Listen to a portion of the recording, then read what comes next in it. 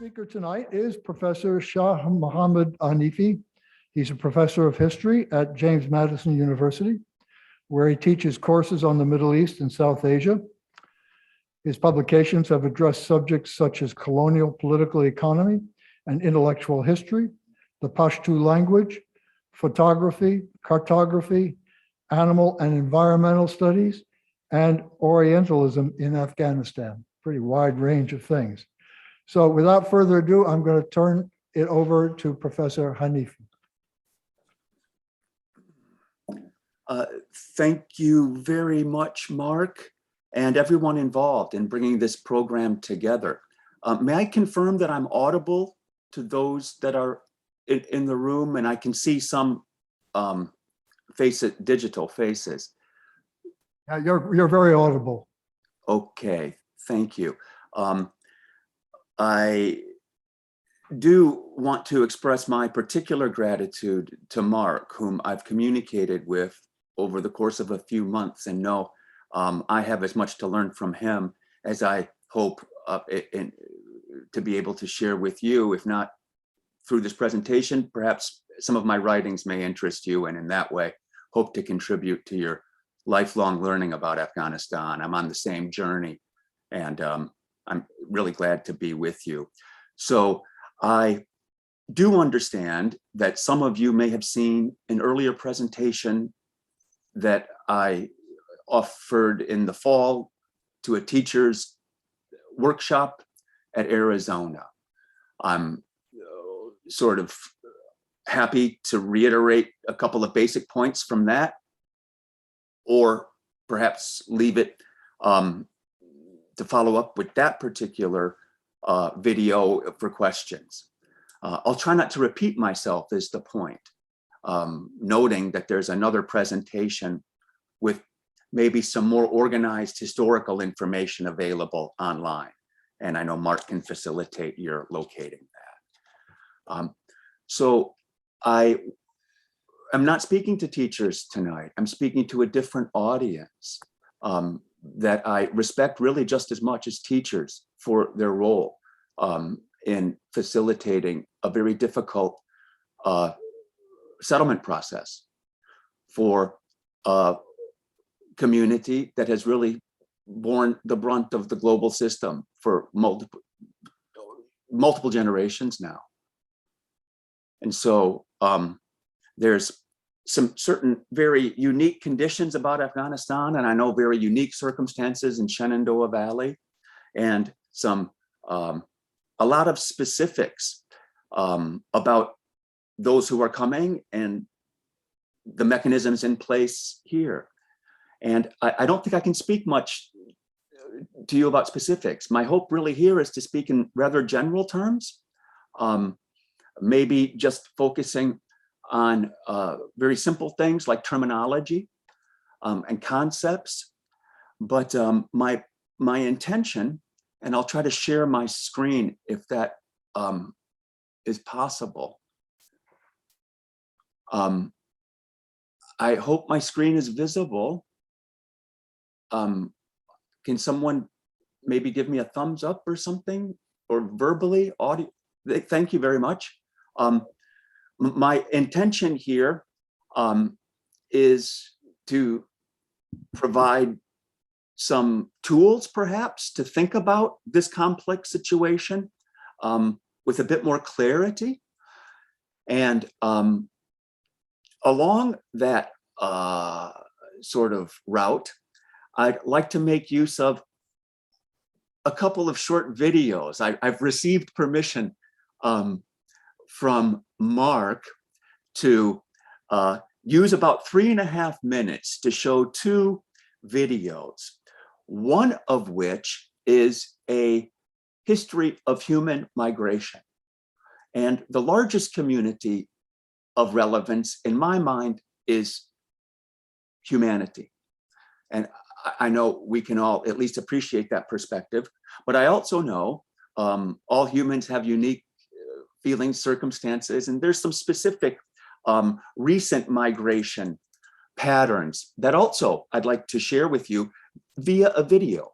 So I'll try to get two videos visible to you, and I won't say anything about them. I'll just try to let them speak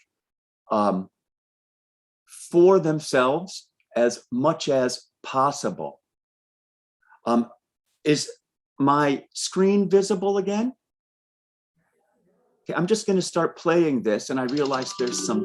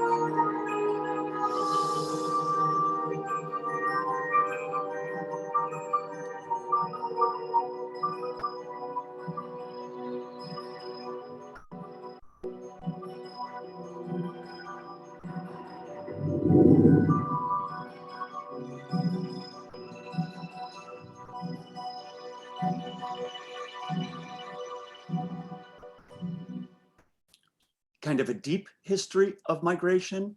And now please allow me to share a very recent, shorter history of migration that involves a number of moving dots. The dots represent the paths of migration, like the arrows in the previous screen.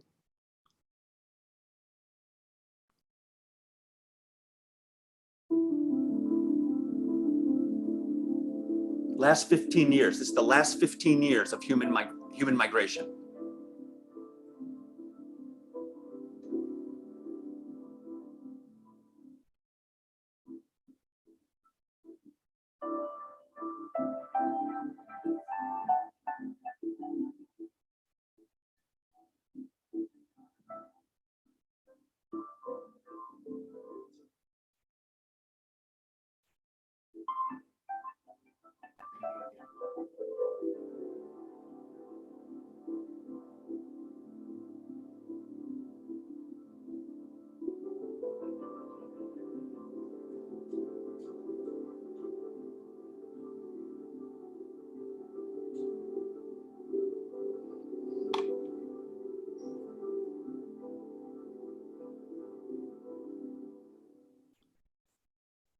Okay, so my purpose in doing that was to first position us.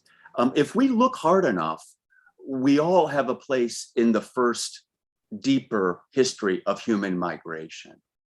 If we think hard enough, we are all involved directly or indirectly in some of the patterns of the second, more modern, primarily war-driven migrations. And so there's a migration history in all of us. And in this case, we are dealing with Afghan migrants in America. But of course, America has its own migration history that's kind of relevant here. And I know everyone who's trying to support Afghan refugees brings experience about mobility and relocation of their own to bear here. And I think my first point is to, in trying to understand specifically the conditions of your incoming populations, reflecting upon your own experiences with mobility for whatever circumstances can be actually quite a useful tool in trying to make sense of the predicament that others see. And what we have to recognize, first of all, in your understanding, that is host country understandings of immigrant populations generally, we're dealing in many ways with the problem of cultural translation and acculturation on some level. And this involves language. And I don't mean the languages English or Persian and Pashto connecting. I'm talking about some concepts within each language. Concepts that are really simple, like family from our context versus family in the Afghan context. An extended sort of multi-generational family structure where marriage patterns are predicated on that. And then our kind of single family, some say it's 1.7 people or some strange fraction for the average family size here in the United States, quite different quantitative units, quite different sociological units. And so in understanding the importance of family or kinship networks, perhaps our own experience in this case is not as helpful. Now, in understanding the Afghan experience, host countries are using categories. And I heard the word refugee earlier, I believe in Bruce's perhaps conversation, maybe it was Mark's word. But the words we choose, whether it's a refugee, a migrant, an asylum seeker, an exile perhaps, or I'm not sure, but potentially the categories that we see refugees, but the Afghan immigrant may think of herself as a student or something like that. So I think it does matter to think carefully through the categories used in understanding the social object of analysis here. And I don't have any specific guidance in that regard, other than thinking critically about the concepts used to think about the problem. And for the history, and I am not sure, Mark, I probably have taken about 10 or 12 minutes. Is that safe to say that I have maybe 10 minutes left or so? My timer hasn't been working. I'll wait for Mark to interject. I'll think of around 10 minutes or so now, using some the images again. I'm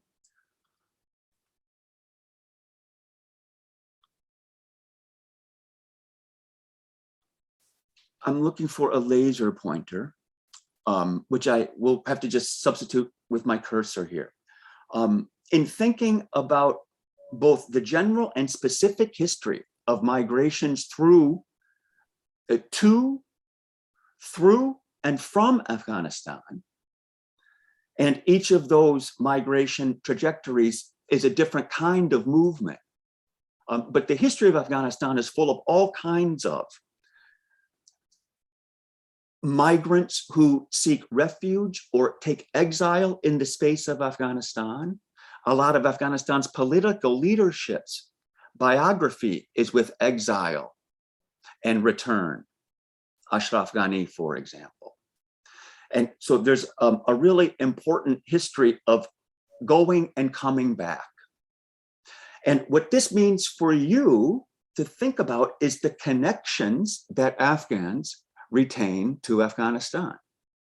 How are those relationships to the homeland navigated? What do they mean for the group in question? And again, I can only suggest that understanding the nature of the circumstances, and again, it's a problem to think of the Afghan refugee community as a monolith. I know there are very different categories of people coming across generation, across gender, across skill set, across linguistic profile.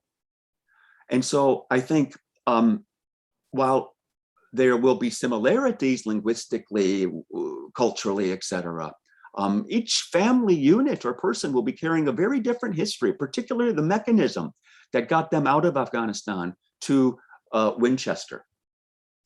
And those migration paths have so much to do with the nature of the connections to the homeland, which become relevant as you try to support your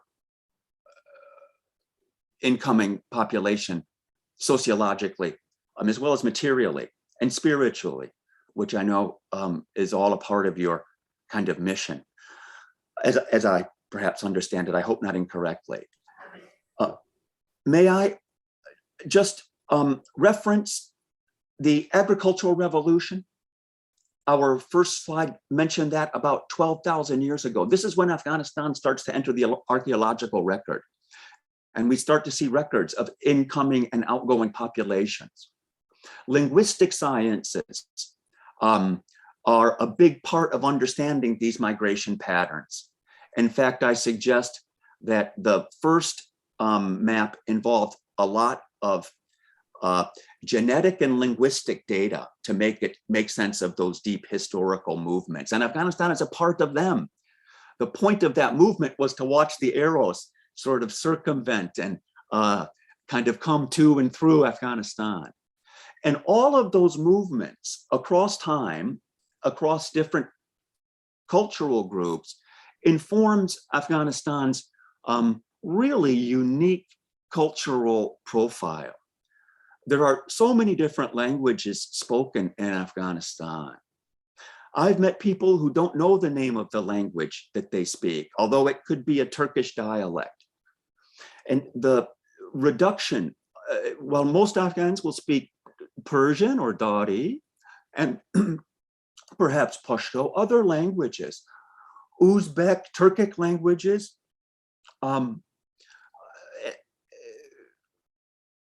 it's just important to keep that multilingual profile in mind for Afghanistan.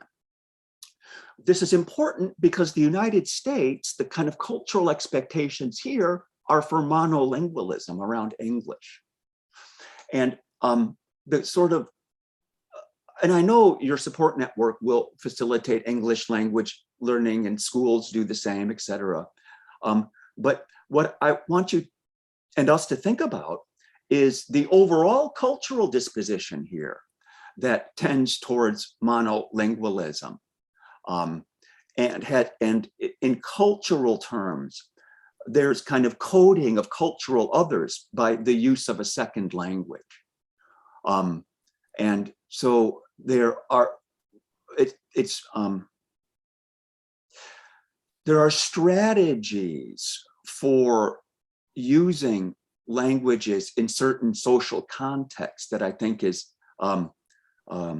really important. So small vocabulary sets for your English language vocabulary sets can be really useful.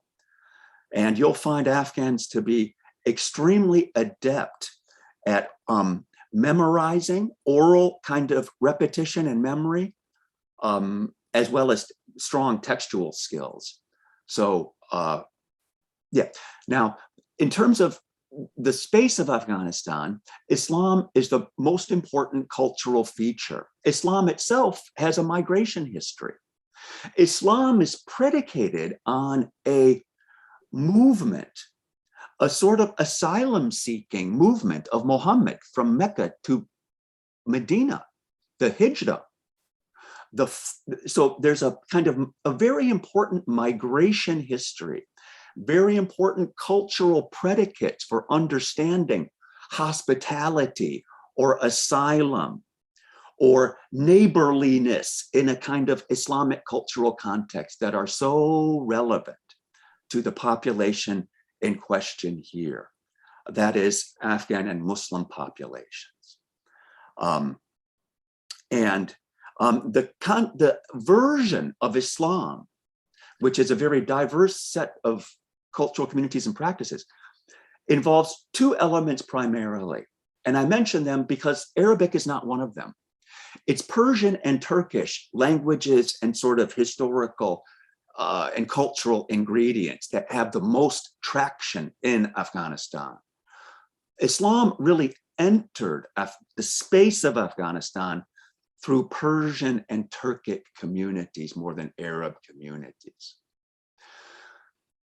Broadly speaking, I'd just like to go to the history of migrations to Afghanistan involve major historical actors, and I'll say Alexander the Great, Genghis Khan, Tamerlane, kind of a big three of people who passed through, conquerors and empire makers. The British represent an empire, and Islam also represents an earlier kind of imperial presence.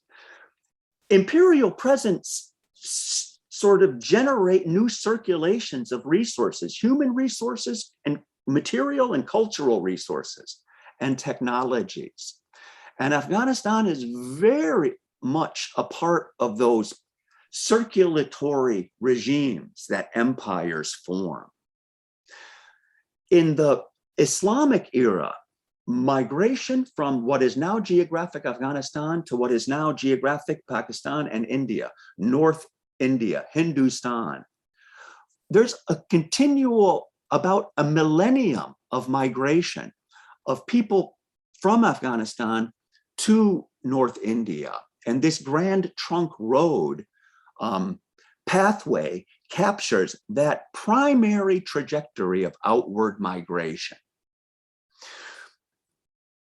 Much of Islam's impact on Afghanistan is to generate it as a passageway to India. North India gets incorporated into the world of Islam, such that Islam becomes indigenized and really kind of organic in South Asia, depending on how you sort of think about indigeneity. But 1,000-year presence counts for something. And what Islam's presence in South Asia did was make Afghanistan a transit zone, a corridor for movements of peoples from South Asia into Central Asia and Southwest Asia. And so what Islam offered Afghanistan was a series of circuits that brought goods, people, religions, and technologies through this space. The importance of that historical predicate becomes most kind of evident when the borders of Afghanistan begin to take shape in the late 19th century. The borders of Afghanistan take shape in the late 19th century. It's very important to recognize that prior to that point, it was a wide open corridor of migration and mobility of various scales. Those borders transformed patterns of mobility in substantive ways. It's now looking to me historically like the borders of Afghanistan have done two things for migration patterns. Number one is they've been a prohibitive factor for Afghans leaving Afghanistan. The borders have been a constraining factor that have kept Afghans in. The rest of the world doesn't want it. No, you don't have the right papers. Please don't come here. No, we don't want you. But at the same time, the borders and those who made them and the reasons they made them have allowed for almost unlimited access of the outside world, especially after independence, so to speak, in 1919. So what's important about the period of Afghanistan's borders taking shape in the late 19th century is that the presence of Afghans in Calcutta at the other end of the Grand Trunk Road, so to speak, is made world famous by the Nobel laureate Bengali poet Rabindranath Tagore, who writes the short story Kabuliwala in 1893.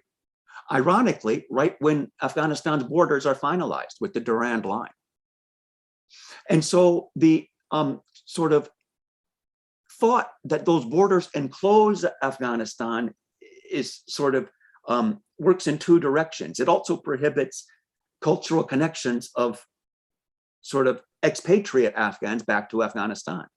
So these Afghans in Calcutta that are pictured on below have really no access to Afghanistan. They know historical homelands, etc., but really can't get there. And so I leave us really with that to contemplate. That is primarily the ongoing connections culturally that Afghan migrants in the United States will maintain with kin, friends, relatives, associates in Afghanistan and abroad. And the point about connecting a diaspora population in the Shenandoah Valley to Afghanistan is that there's chains of communication. If it's money that's being sent back, there's chains of kind of hawaladar custody, so to speak.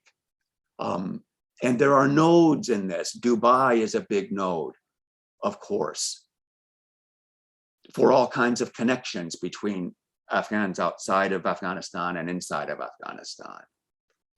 And so, again, this is just drawing back to the circuits that bring Afghans here and keep them in touch with their homeland, so to speak. I'd like to end for fear of imposing on your program. Mark. Thank you very much, Professor Hanifi. I think we, as I said, we'll probably have to cut discussion on this off for a little bit for Mr. Amiri, but we have a few minutes for discussion and questions, and we can start here in the sanctuary. And if there's time, we'll move to the Zoom, or we'll do that in the second hour. So whoever would like to ask a question, Bruce will bring a microphone to you. I think that will facilitate things. Okay, we have Jean, and then, yeah. Okay, can you hear me? Hello, good evening. I was hoping you would speak about the US economic impact on Afghanistan in the 1950s. It was fascinating to me about the dam, the building of the dam, the failed science, and what that led to. Thank you. Well, thank you so much for that important question. That forgive me for guessing, was that a product of watching the Arizona video? Does your question arise from having watched that video? Oh, I'm so happy. Thank you for taking the time to do that. It is such an important era. The era being referenced is the Cold War era. Let's say broadly from the late 1940s to the late 1970s, during which time Afghanistan was technically a non-aligned kind of neutral country, as it was during the two world wars. But that we have to be really careful with that word, because what neutral meant and what non-aligned meant was that everyone could have a relation. Afghanistan was looking for relationships with everyone, so to speak. So the Americans and the Soviets became competitors in Afghanistan around primarily infrastructure development projects, dams, roads, bridges, canals, primarily. Now, the concentration of American influence, which is very extensive, multiple hundreds of millions of dollars and multiple hundreds of Americans over multiple decades, working in the south of the country, in the Helmand Valley and its tributary, Arghandab Valley.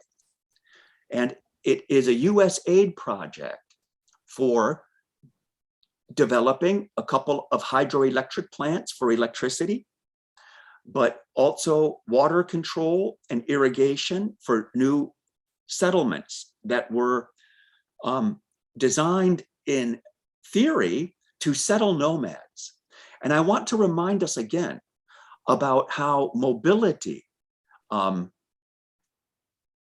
want to be careful saying this, but states are really, they get very anxious, anxiety about mobility. States want to control mobility. Mobility, states prefer sedentary taxpayers than kind of mobile nomads who are hard to tax and keep track of, if I could just leave a crude opposition.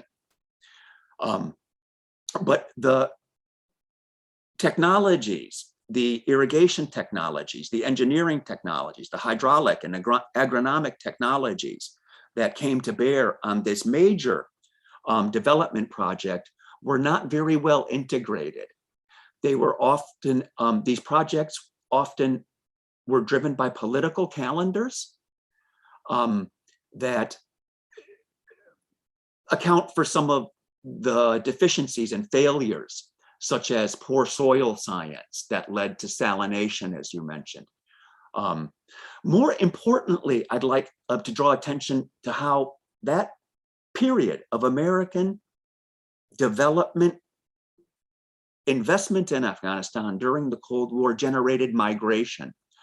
Hundreds of Americans lived in Lashkar-Gah, Afghanistan, that was known as Little America.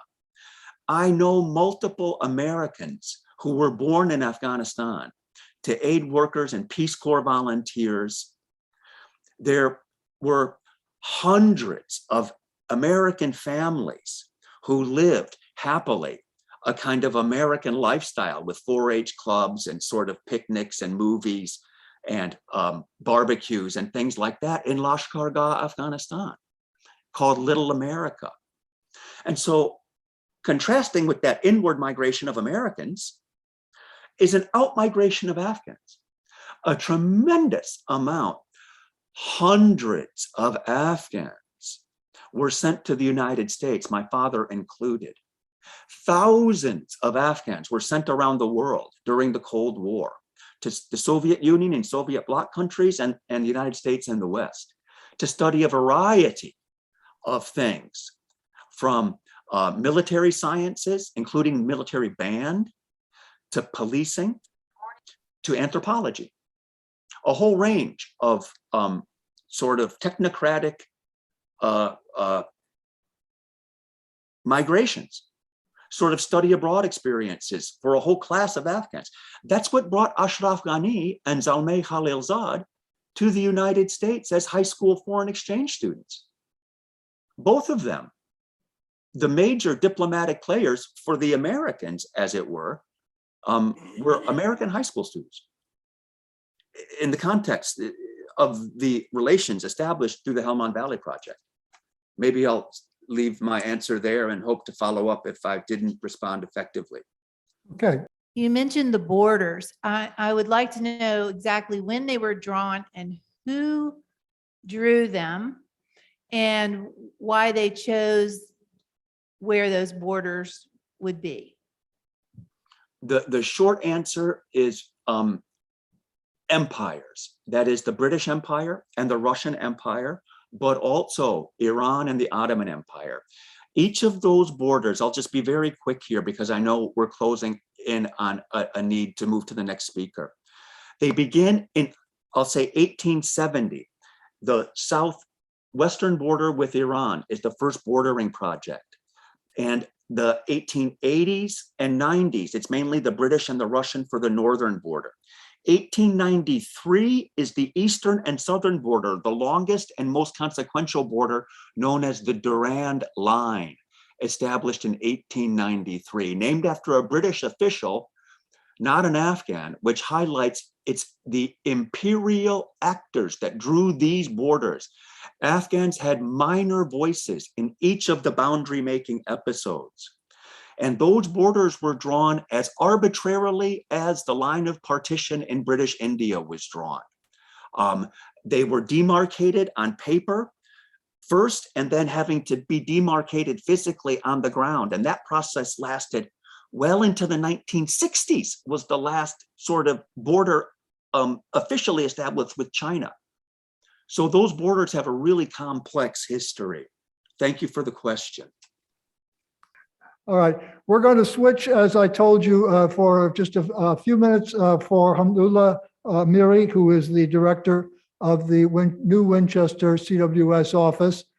He's our boss in all respects, and I'm going to ask him to talk a little bit about CWS and particularly what we're doing in the Northern Valley. Floor is yours. Thank you, Mark. Thank you so much. Good evening, everybody. As Mark said, I'm Hamidullah Amiri, and I'm the director for CWS office in Winchester. So I just wanted, because we have a short period of time, because it was like our breaking fast time. So I just wanted to be very brief on some of the issues, but some of the reasons, I will start with the reasons that why Afghans left their country and came here to the United States and to other countries. So some of the reasons Afghans needed to leave their home countries and make a new start here. So Afghans have suffered more than 40 years of conflict, natural disaster, poverty, food insecurity, and most recently the COVID-19 pandemic and government collapse. The fall of Afghanistan to the Taliban in August 2021 has promoted a refugee crisis, and Afghans have been displaced since January 2021. The most at-risk refugees believe that they will no longer have a free and peaceful life under the Taliban regime, and their life will be at risk if they do not try to leave the country. The most at risk include women leaders, politicians, human rights workers, journalists, and tens of thousands of individuals who have assisted U.S. efforts in the country and are marked by their connection to the U.S. military. Women and girls and their families, especially those who fear that they can no longer work or study, are also motivated to leave the country. Many Afghans fear persecution under Taliban rule and hope to seek asylum or other pathways to safely migrate abroad. So I think these could be considered as some of the reasons that encouraged Afghan refugees to leave their country, and they came to the U.S. But here in the U.S., the life in U.S. also has its challenges, and Afghans new arrivals are not exempted from it. So I would like to mention some of the challenges that Afghans face upon their arrival in the Shenandoah Valley and how we responded to them. So first, finding suitable and affordable housing is a challenge for Afghan refugees arriving in the Shenandoah Valley. Also, we have cases of refugee families with 8 to 10 members, and considering the max bedroom of 4 to 5 in the region, finding a house for them to be resettled together in the same house is more challenging. So to address these challenges, CWS is currently providing temporary housing for refugees until affordable housings are found. CWS is also looking for housings in neighborhood cities to help Afghan refugees find suitable and affordable housing.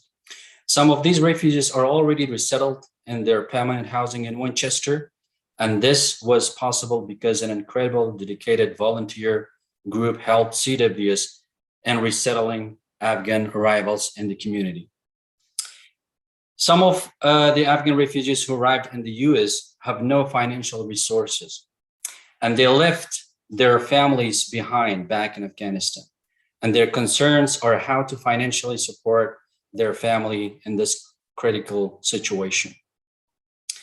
So we thought that the only way out of this financial crisis would be finding employment for these Afghans. And to tackle this challenge, our office, with the support of volunteers, helped Afghans find employment in Winchester, where they can start their work and have income to support themselves as well as their families back in Afghanistan.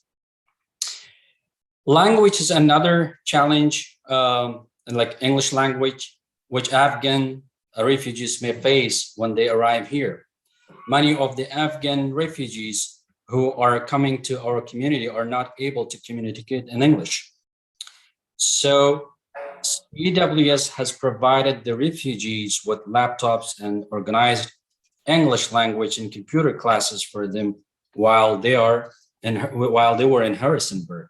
However, in Winchester, CWS is evaluating the situation and looking for resources to facilitate further English classes for Afghan arrivals. So, but beside all these challenges and problems, the best part is that we see signs of hope and joy among the people we are working with. So we have doctors, nurses, pilots, former government officials, educated individuals, and people with specific skills in our refugee arrivals. Each one of them hopes for a better and brighter future for themselves and their kids, as well as a peaceful life in the United States. Some of them wants to continue education, some practice their professions, and some are keen to learn new skills. So I also see hope in their eyes, and I am sure sometime in the future, their dreams will come true. So a resettlement in Winchester was planned to start in April 2022, but it started in November 2021, even before we had any staff and office here in Winchester. Again, this was possible because an incredible dedicated volunteer group acted as co-sponsors for the 86-person resettled in this community. And the volunteer group was led by Carlin Tallman, Mark Lohr, thank you, Mark, and Bob Sherwood, and other volunteers. So at the end, I would like to say that these refugees have suffered a lot from the time they started to leave the country and will still have in their new life. So helping these refugees in any way and any level would work best for them. We appreciate the work and assistance of the people, volunteers, and anyone who have supported this effort to bring Afghans to the Shenandoah Valley and to Winchester City. And we are grateful to them. Thank you so much for your attention. Thank you, Hamiri. I'm not going to ask you to delay your breaking of the fast any longer, but thank you for those words.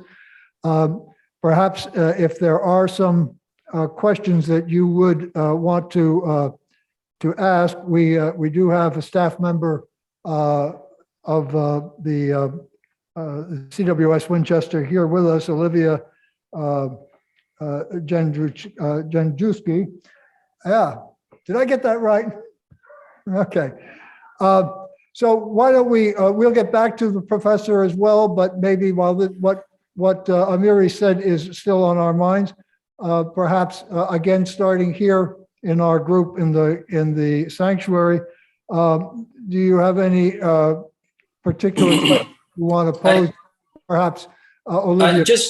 Just Mark, if you allow me just a quick respond to a question that I received, just a while ago, okay. Is that what we do for, and then I will stop, talking anyway.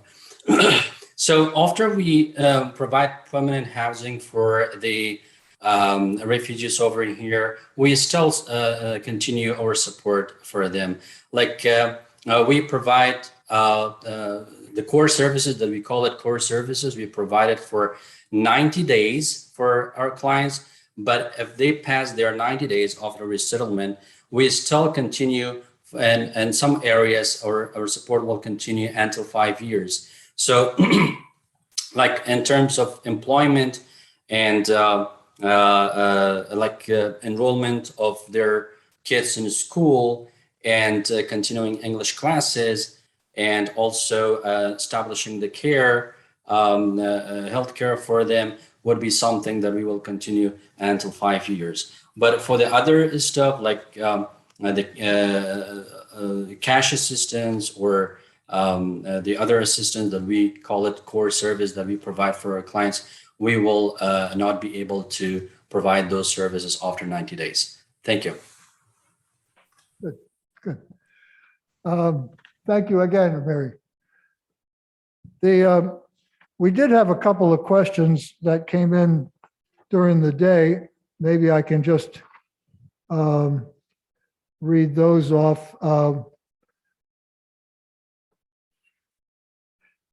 What is the latest on the Afghan Adjustment Act, and how do we leverage it to help work towards citizenship? What resources are available to help?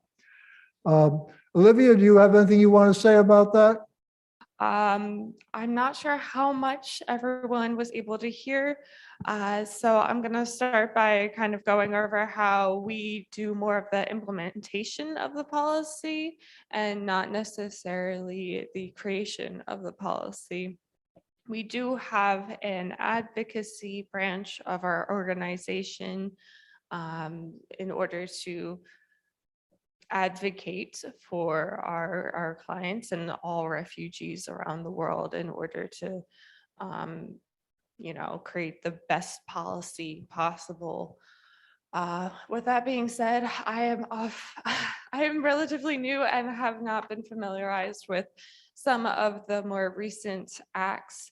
I know that perhaps Emily Bender is, she is the communications and development specialist from Harrisonburg. She had said that she might be joining you tonight, so she might have a better answer to that question. My apologies. Okay. Yes, Emily, you can come in on this if you want. I just wanted to mention that there is information at the table outside, and I'll mention this again, about how you can get involved in advocacy with your congressman or woman and your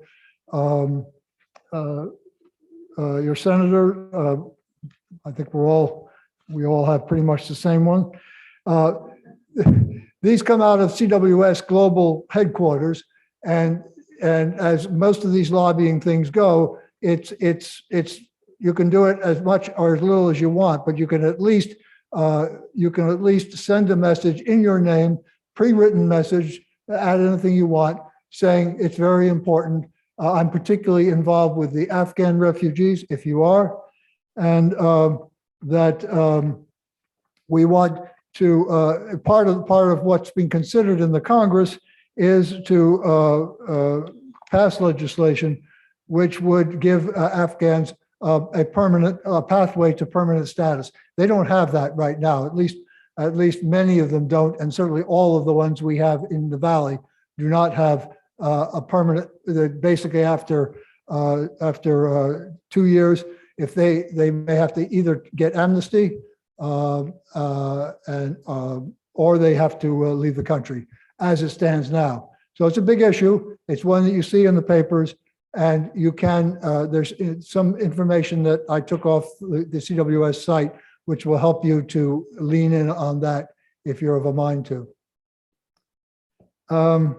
Okay. And let me see, one more, maybe we can fit in one more question on what we received today. What efforts, if any, are being made to help the Winchester community assist the Afghan families and individuals to integrate into the community? And how can churches here, private citizens, facilitate or get involved in this? Perhaps, again, Olivia, maybe you could speak to that more easily. That one I believe I can answer a little bit better. So my official title is Community Sponsorship Developer. I am somewhat acting as a volunteer coordinator as well, just to give a little bit the explanation of who I am and why I'm here. So we do have a list of volunteer opportunities. That's one of the handouts that we have out at the table. There's also a list of donations that are in need and how to go about that donation process. I believe I handed those off to Mark.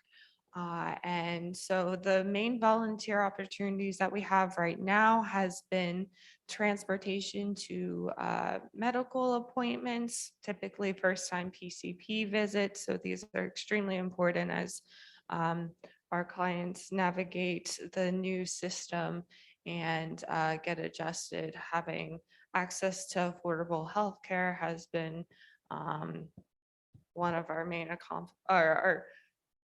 one of the main steps that we are in the process of taking.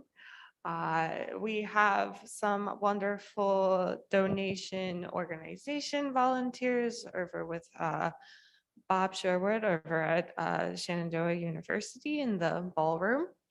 And so they have been very busy with organizing pickups for donations and organizing those donations, as well as when our refugee neighbors from Afghanistan first arrived, as well as distributing those donations. One of the big committees was housing setup, led by Carolyn and Carolyn Thalman, and she has been heading the housing setup. I had just seen a message in the chat specifically about how you can help out. So definitely by emailing me and saying what your interests are in which committees that I had kind of listed there, and I can give a more thorough overview through email and also through the handouts as well. Please let me know if I did not answer that question properly. Again, on the table on the right as you walk out of the sanctuary, there is information that Olivia provided on various volunteer opportunities with CWS if you want to investigate those. Her cards are there as well. Take one if you're interested.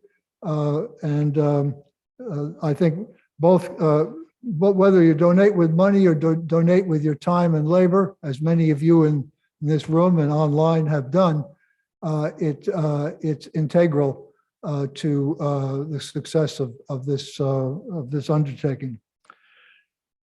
We're at 8 o'clock, and this may be a good point to pause briefly. I want to bring our Zoom participants in after we take a 5-minute break to stretch, do whatever. And so why don't we get together again in about 5 minutes. Thank you. For the hall.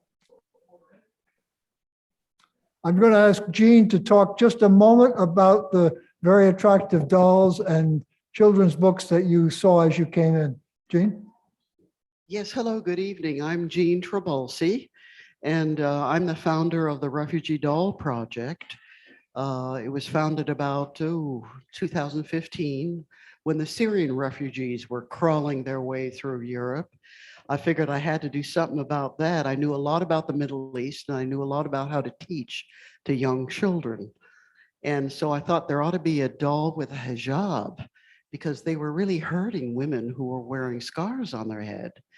And I thought, well, you know, that's not right. So I have a very clever neighbor. She sewed the 2-part hijab and the clothes and the rest of it. And we partnered with a group in Portland, Maine, called the Welcoming Library. And this is the golden age of children's refugee literature. And so we have a pop-up library with 35 acclaimed picture books and the dolls, and they go to every blessed library and school in the Commonwealth of Virginia. We try to teach children empathy, what it's like to be new, and what it's like to be different and new at the same time, and how to be welcoming. And so what I did for this project, I got the books that only pertain to Afghanistan. And there's a wealth of children's picture books about Afghanistan as well. And so if you have time at 9 o'clock, drop by and learn more about the project. Thank you. Thank you, Gene. We noticed during the break that a number of people online have put questions or comments in the chat room.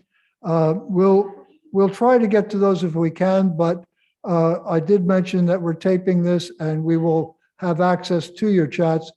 And those of us who have organized this evening session will endeavor to either answer ourselves or more likely farm it out to others who can answer them, and we'll get answers for you. So if you don't get your question answered tonight, it's not forgotten. We'll attempt to get back to you. Now, Professor Hanifi still should be with us, and assuming he is, we cut short his time as I explained. So I want perhaps the Zoom participants could raise a flag at this point if they had questions for the professor.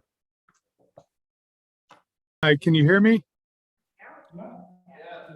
Yes, I can. Thank you. Okay. First, thank you for doing this. This is really helpful.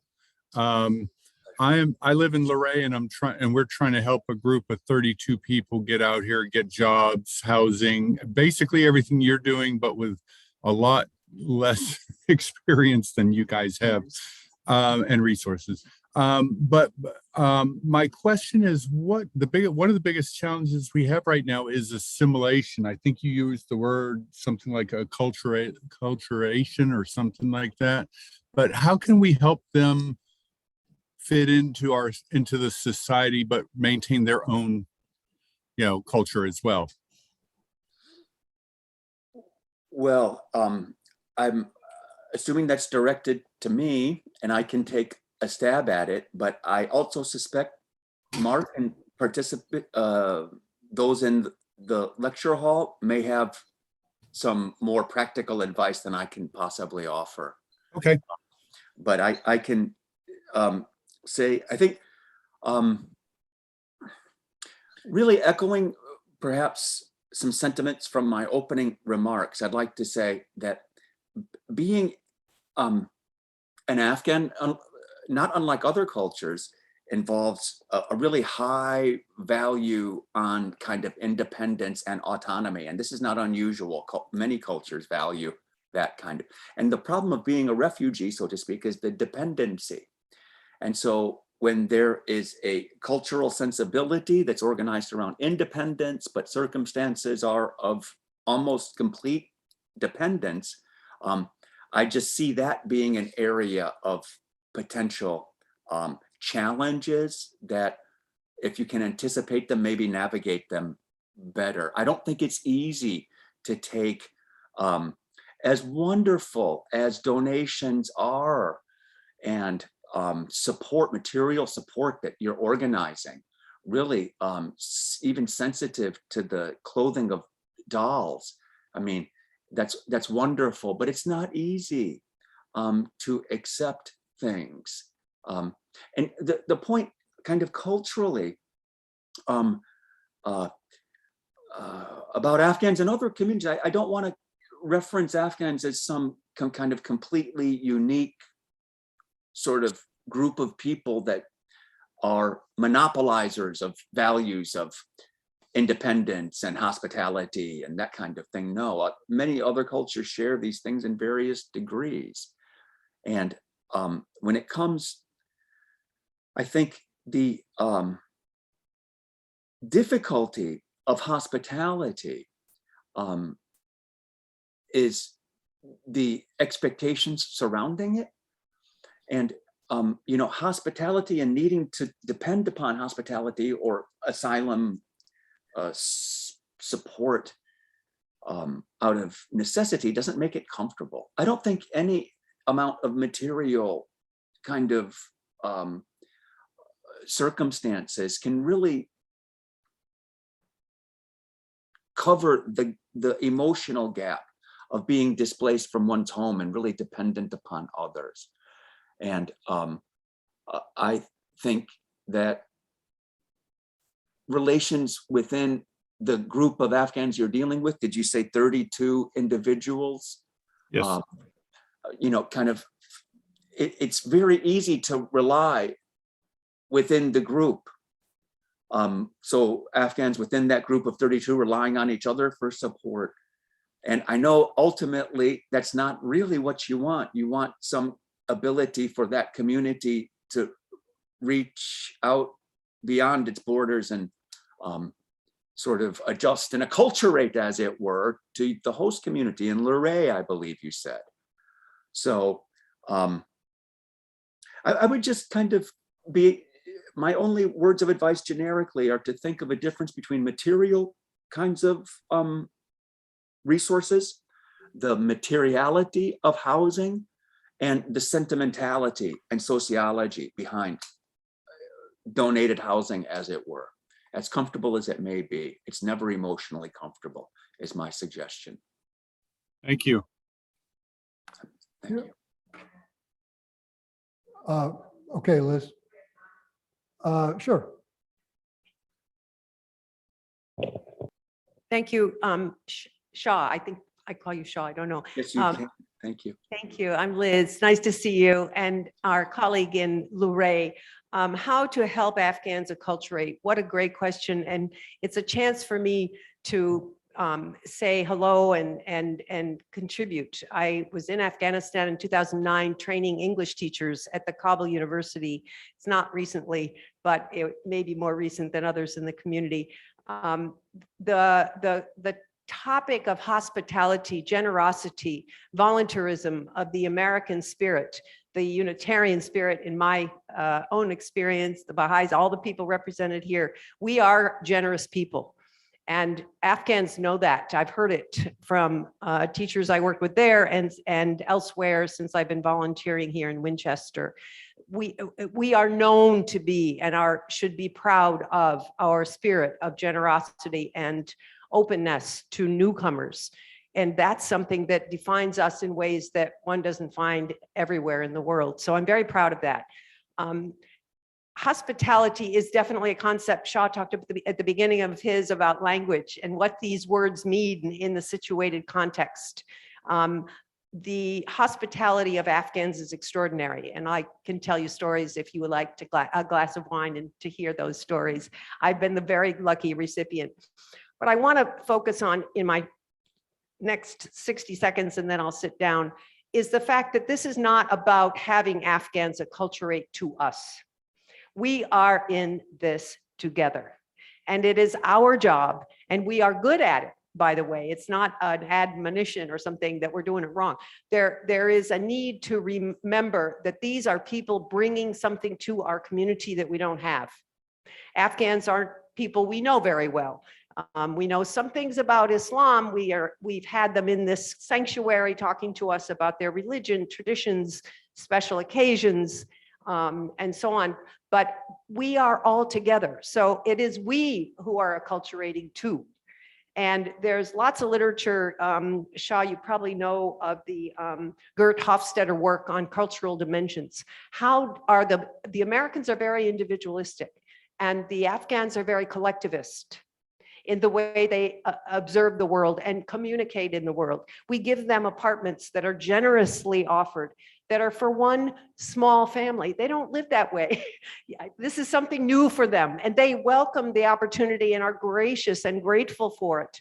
But it is new for them to live alone with wife, husband, kids. This is somewhat different. I want to, because I know that we are all on the same page with regard to openness. Last point is we are getting something from this opportunity of having Afghan members in our community. And we should be looking for ways to notice that this is not a one-way street. It is not helping the poor Afghan. It is also helping the perhaps somewhat limited experienced people who live in the valley who can get a broader perspective, and we want it. And we aren't against that idea. but only to raise up the importance of mutuality in working with our Afghan community as they come to us. Thanks. Thank you, Liz. The I think those of us who have had direct contact with our Afghan new neighbors have been very almost overwhelmed by the gratitude they show towards the help we're giving. Maybe more gratitude than we think is really due us. I mean, where a lot of us are kind of retired types who are either going to be watching the ball game or taking someone to the doctor. So it's not, we may not regard it as a huge contribution, but they do. And the other thing we all have to keep remembering is this is not a typical refugee arrival scenario. This is 75,000 or more people arriving all at once, pretty much with clothes on their back and nothing more, no chance to prepare for being a refugee, much less living in the United States.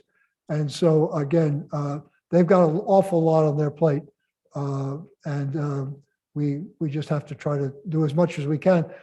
At the same time, CWS, and I think echoing the law that was passed for refugee resettlement in the Reagan administration, basically places a high premium on self-sufficiency. So it's very, very difficult to balance being forthcoming and making people feel welcome and serving to make their arrival as easy as possible, at the same time not become their permanent gophers, if you wish. It's a very real issue, and I think they understand this, but it's going to be as we go forward, and particularly many of these people run through their 3 months and really have to depend on what money they can bring in from work. There'll be a lot of tough decisions. I'm awfully glad we have a good office here and a growing office. Anyway, I'm not here to talk. I'm here to listen. Let me turn back to the Zoom and other questions for Professor Hanifi.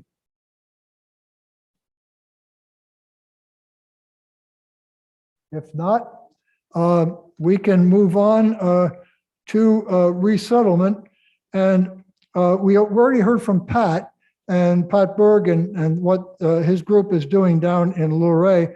But I might ask at this point, is who in our audience, either here in front of me or on Zoom, is also either planning to or already supporting Afghan new neighbors in their communities here in the Northern Valley? Okay, Sally? I'm just part of a big organization, and I started when we first had those Zoom meetings back in the winter time to organize.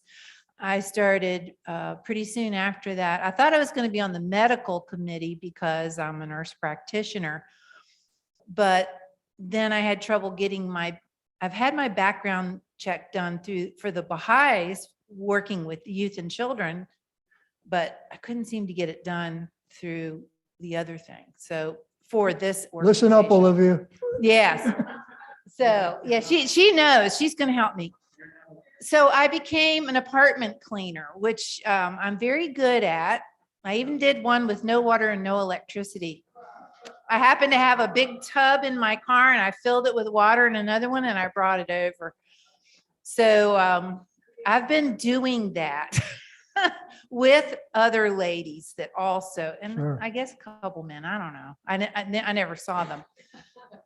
But I had that very thought, is how are they going to live all by themselves in these little tiny apartments when I know they live, what was the word somebody used, collectively, not individually, which we Baha'is are striving for too. And how are they going to take care of each other and feel safe and welcomed here? So I hope we can come up with more ideas on just how, and I love what Liz said about how they are bringing us new ideas and new ways of being. Sure. Because I think we need that here Sure. in America. Yeah. So Yeah. hopefully we can all learn from Good. each other. Good, thanks.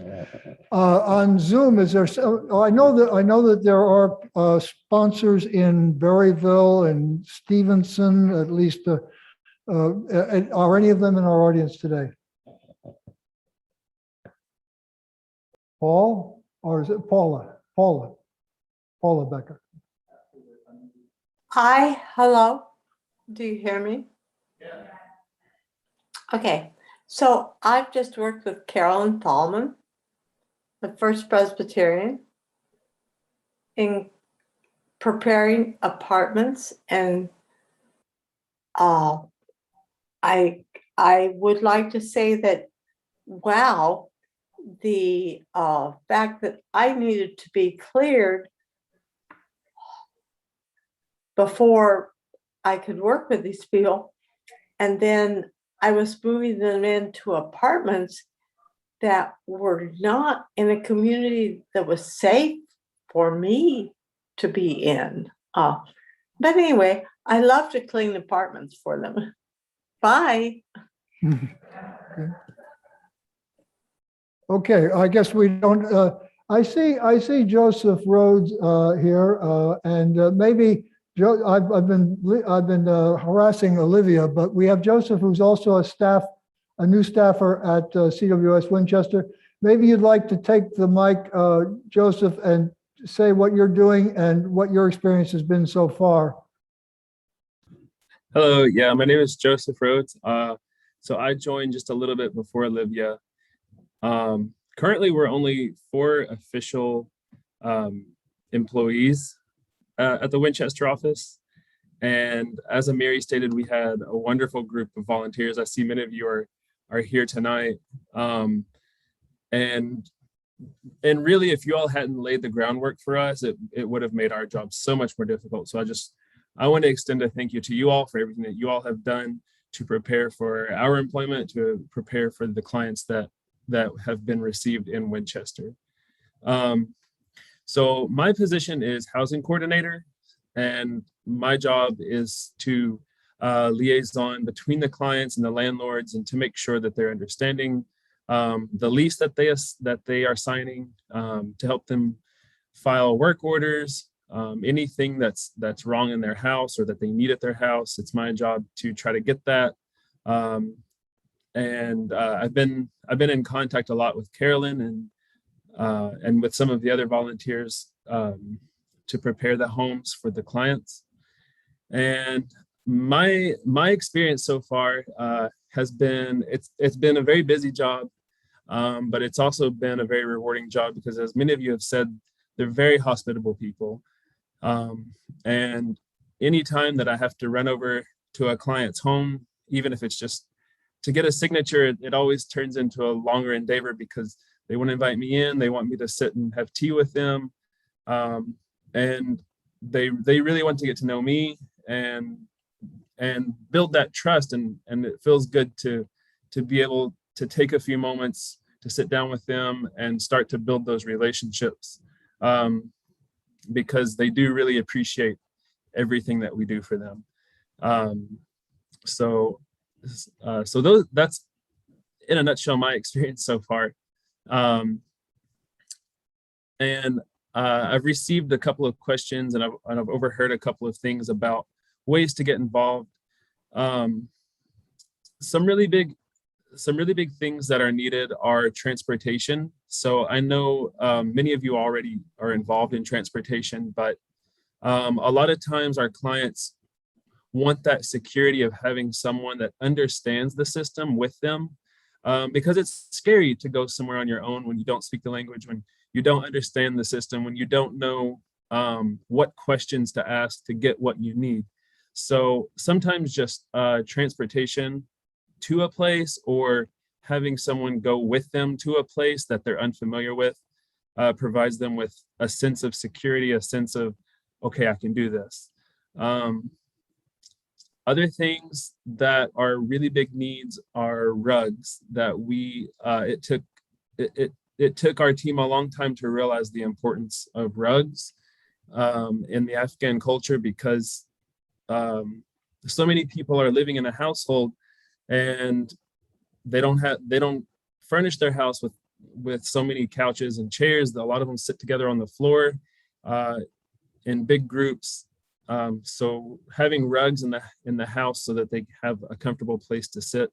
So if you have extra rugs that you would like to donate, or if you are in a position to purchase a rug for a family, that's always very welcomed. For transportation, we try to put bicycles.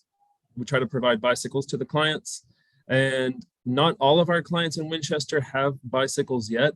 And unfortunately, we've had a couple of bicycles be stolen. So trying to replace those and trying to get bicycles to people is also a really big need.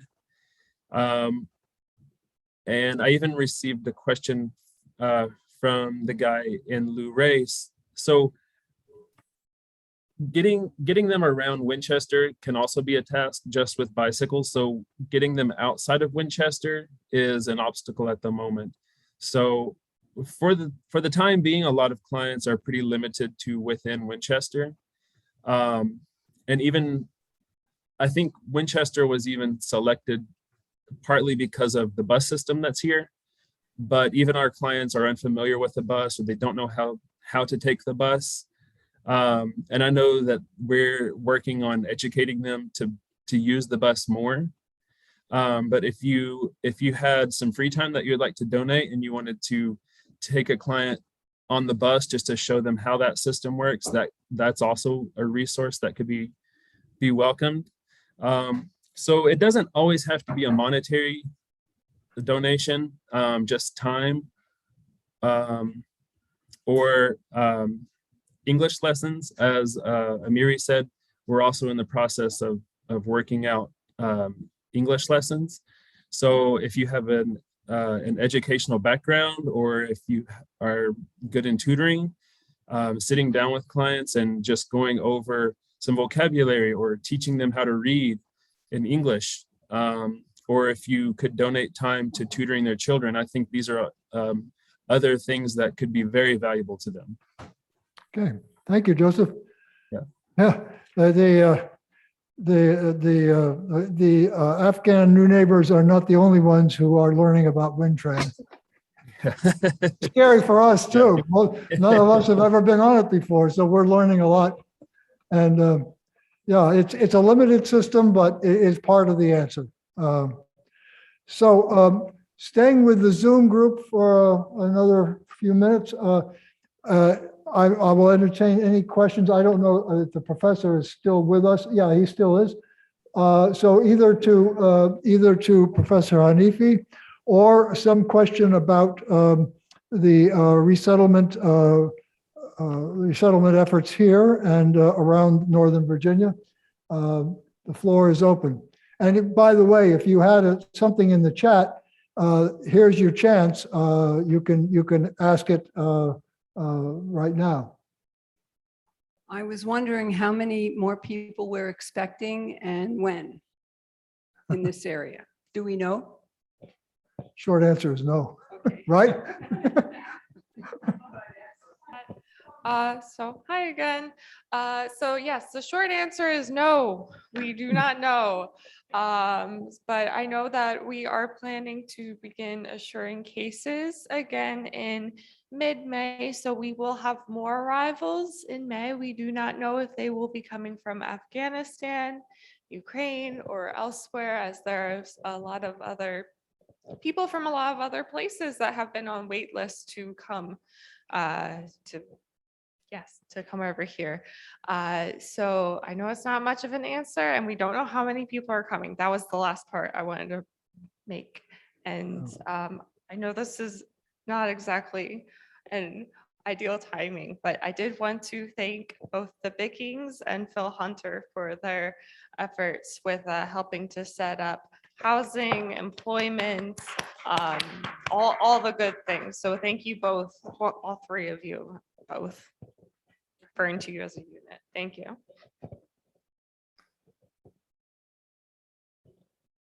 I was wondering how you find the homes. Are these just through the regular rental agents or are we using personal contacts?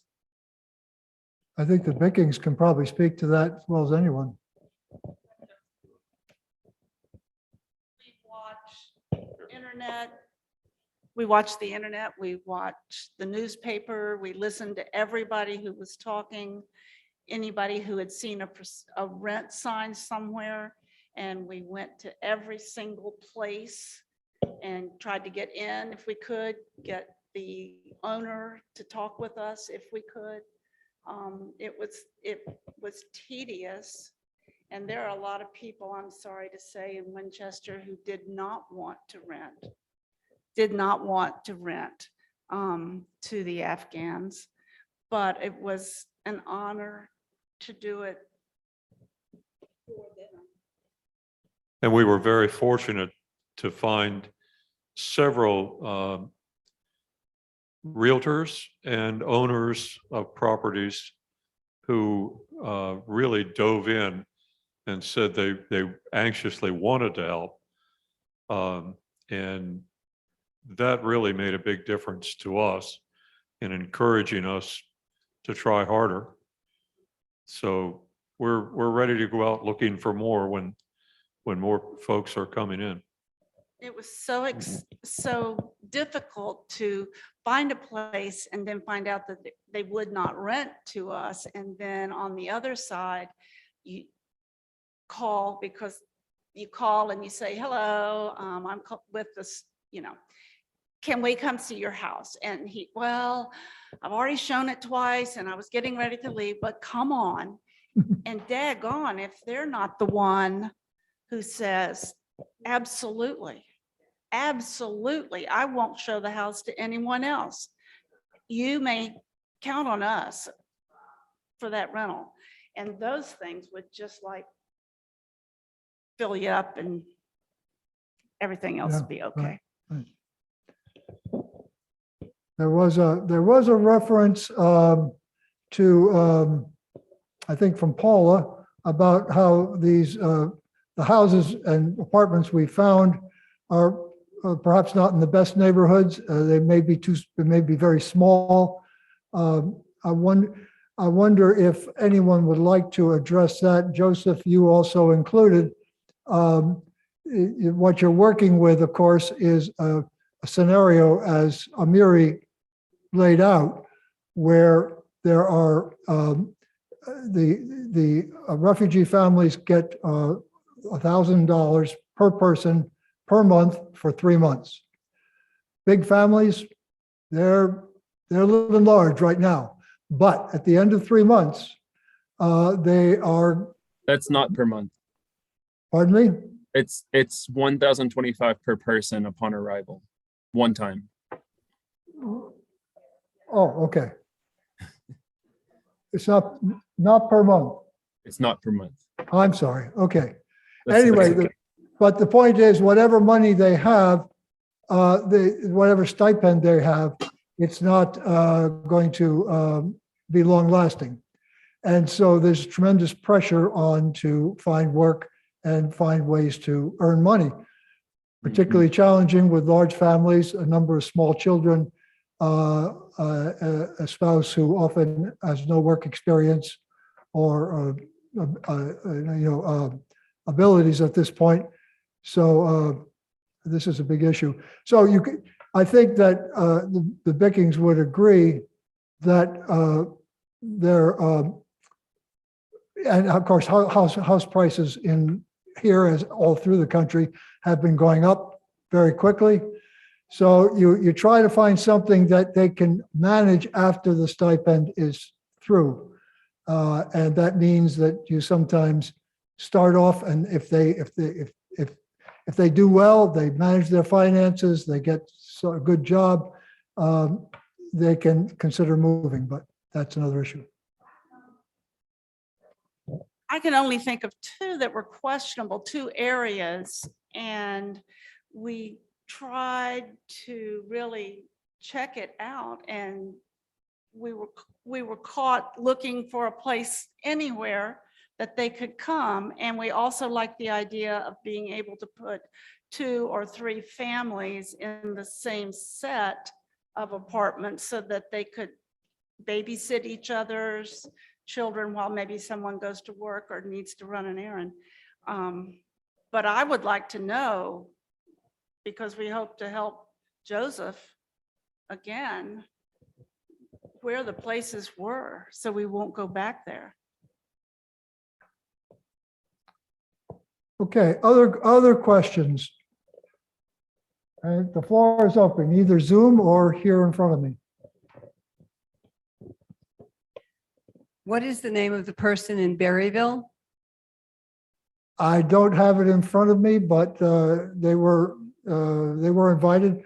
This was a part. My understanding is, well, there are people in our church here who know the individuals involved.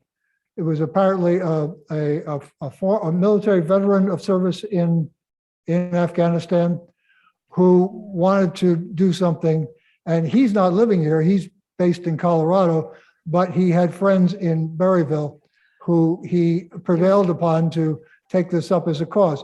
I believe it's one family. I could be wrong, but we're hoping to meet them and their Afghan neighbors as at an early time. Yeah, there was an article in the paper about him. That's right. But I live in Clark County, so if anyone knows who the person is in Berryville, I'd like to know. We can let you know. Yeah. Okay. Well, we seem to have run out of questions. Bonnie, you had several points. Did you want to say anything before we close this out? Bonnie Kittle? I actually have a question up on the board, and I don't know why it's not visible to you all, but I'm asking if there's opportunities or if we are allowed to create opportunities to interface with individual families, like have a group tea with families if we can, or to get the kids all together with other kids in our congregation. Are those opportunities available? Not for like official volunteering, but neighborliness, building on what Liz said, neighborliness. I think that I'll just a quick answer and then I'll let Olivia talk. That's very much the objective. But we do have to realize a lot of people are still unpacking their bags and trying to adjust medical procedures, getting the kids into school, all of the rest. So I think the judgment generally has been it's a little early to begin to try to develop social get-togethers as much as we would like to do so. But I think that's coming along, and there will be more of that. I might also mention, and they haven't gotten their due notice during this evening, the Islamic community here, while small, is very active and has been extremely helpful in greasing the way as well, in helping with making people more comfortable. So, Olivia? Okay. Yes, so the Islamic community has been extremely welcoming and helpful. As Mark had just said, one of our contacts with them has been doing some sort of community, picnic sort of behind the scenes work. I've yet to kind of get more of an idea of what that's going to look like, who all is involved. But once I have a better idea, I will certainly reach out to all of you and anyone who is interested. So please just feel free to let me know, and hopefully I will get back to you as soon as I know. With that being said, we are absolutely encouraging you to be a neighbor. You do not, if you're not really interested in the whole volunteer thing, but you want to go out and, be a good neighbor, get to know people, and make those connections both for the kids and the families. I don't control who you make friends with. That's been the big thing. And I mean, Just one little reminder there, it is good to set up boundaries and make sure that you're not overworking yourself and burning out. That's all I have to say about that. But yes, absolutely, you can certainly be people's friends. Great. We would love that. Good. Okay, well, if there are no further questions, we are now at 10 minutes to 9, and we do have some, at least for those lucky ones who are here in the sanctuary, we can gather, have a glass of wine or juice and talk for a few minutes and socialize before we call it a night. So thank you all for coming. I do want to again urge you to look at the materials out there and both volunteer and advocacy materials. I think that at one point, I think that the drama of what's going on in Ukraine, which is captured now the American imagination, and a number of us worried that perhaps people would forget about the Afghans. But in point of fact, I think the Afghan case and now Ukraine coming right on the heels of it has put a lot of steam behind those in the Congress who believe that we need to do something to update our resettlement laws and practices and make them more generous. Because as Liz said very well, we as a city, but also we as a country benefit greatly from having these people in our midst. So with that, let's close it out. Do I have one? Thank you, Mark. Thank you all. Your work impresses me a great deal. Best wishes for continued success. Thank you, Professor Hanifi. And Joseph, did you have any last words? Yeah, I was just gonna touch a little bit on some of the last question that was asked. We are trying to organize some kind of community event where we could have our clients together, and many people that have already been involved in CWS's work would have a chance to be involved as well. There's been talk of trying to coordinate, I think, as Olivia said, coordinate some kind of picnic or some kind of event at the park where everyone could just come together. And even some of our clients sometimes feel a little bit isolated because they might have a friend that's also a client living on another side of town. So there are conversations happening to try and do something like that. But I also wanted to talk a little bit about if you want to volunteer and you want to have like a face-to-face interaction with a client, we do have a background check that any volunteer would have to clear, and that's just to keep our clients safe.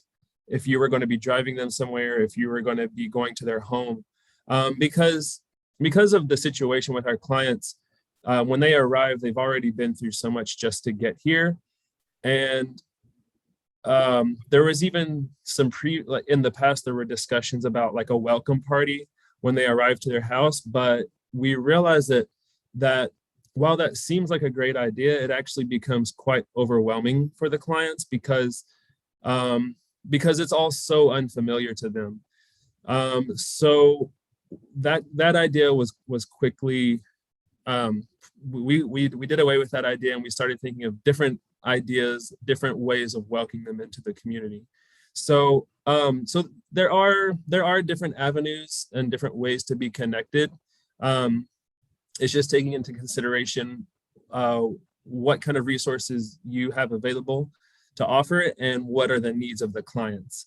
So as I said, we have a background check that a volunteer would have to go through first, and then based on what the client needs and what the volunteer is offering, then we can find a connection that way.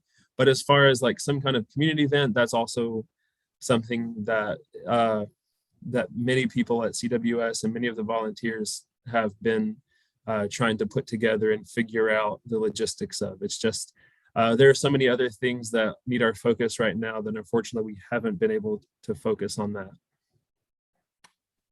Okay, thank you, Joseph. And with that, I think we'll close it for tonight, and we'll hope to do this again in some period of time. Thank you.